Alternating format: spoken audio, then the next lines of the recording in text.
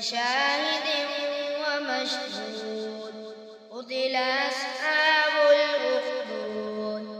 النار ذات الوقود إذ هم عليها قعود فهم على ما يفعلون بالمؤمنين شهود فما نقموا منهم إلا